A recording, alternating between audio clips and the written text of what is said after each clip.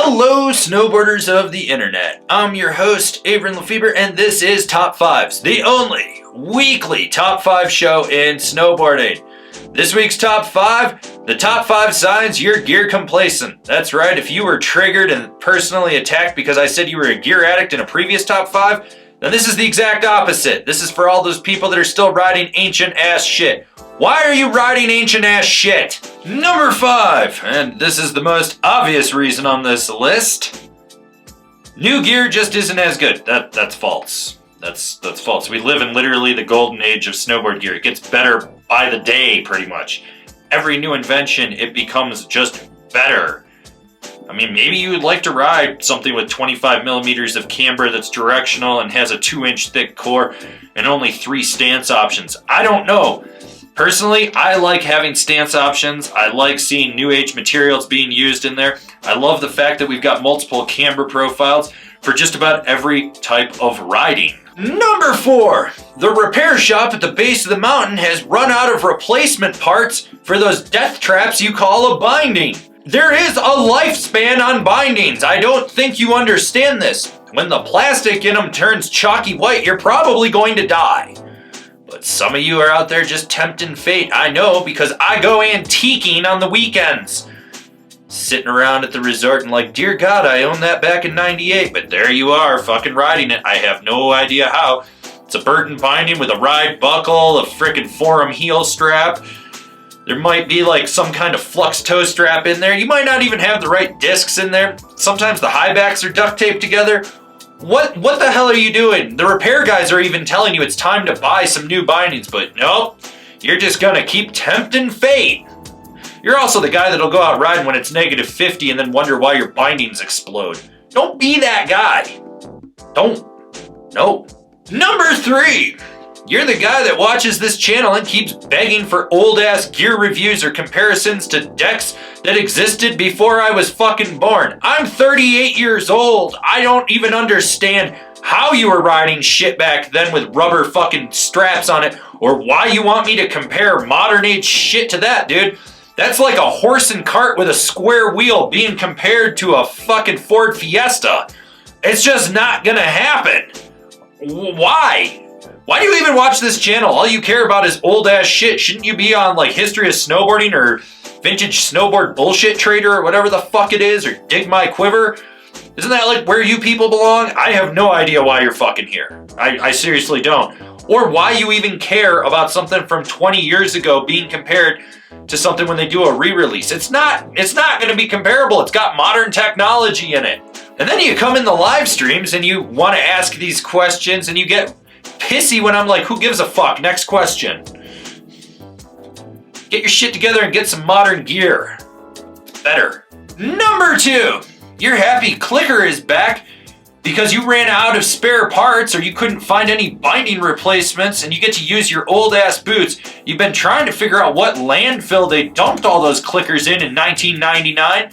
But to no avail, you can't dig it up. You did find 100 copies of E.T. for some reason, which, newsflash, they didn't bury them in Los Alamos, New Mexico. They buried them in Washington. Should have just recycled them. Anyways, yeah, you're so excited that Clicker's back that you can use your old-ass boots that have like 2 billion days on them and the liners are probably starting to fossilize. Shit, the plastic in them has actually converted to oil. They're so friggin' old. Conversely, you're upset that Burton brought back the step-in, called it the step-on, and your step-in boots don't work with it. You're bitching and moaning. You're like, these boots are still good. Your kids have actually graduated college at this point, and the boots are older than them. Honorable mentions. Good options, but just barely didn't make it on this list.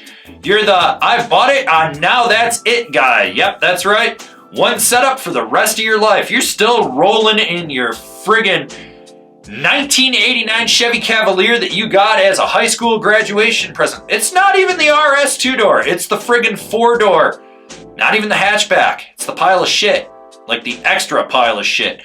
But hey, that's your one car for the rest of your life. Like, you will not upgrade anything. In fact, you might still live in your hometown and have never left. You probably still work for the resort and have the same job you had when you were in high school, and it's been 20 years. That's pretty damn sad, if you ask me. The sedated in the golden age guy. Everything's crap, nothing was better after 1995. Just, that's it.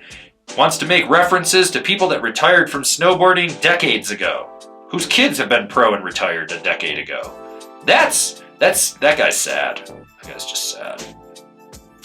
Anyways, all great options, but just barely didn't make it on this list. The number one sign you're gear complacent and won't buy new gear.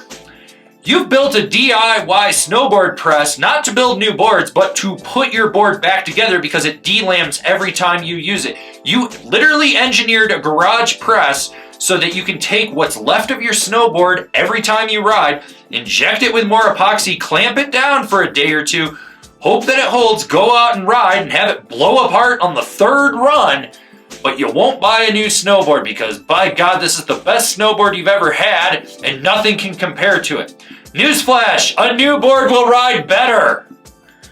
Jesus. And for anyone that doesn't think this has happened, I one time had to do this for a guy. He wouldn't take no, so I charged him $400 to basically repress a snowboard in the back of the tune shop. And I told him it's gonna blow apart probably on the third run.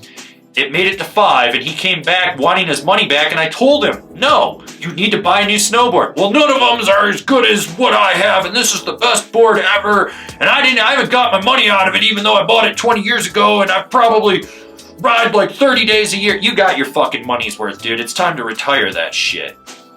You know? Fucking Uncle Rico over there.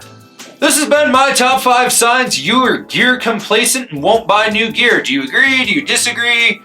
Are you on this list? God, I hope you're not on this list. Leave me a comment down below. Let's have a conversation. If you're new here, remember to subscribe, click the bell, get those notifications. That way you're not missing any of the videos we got coming out for all you snowboarders of the internet. And if you really like what we're doing over here and you want to support us further, swing on over to Angry Snowboarder VIP. I could tell you more here, but I got a video over there that explains it so much better. As always, I've been your host, Avran LeFeber, and I'll see you in another video.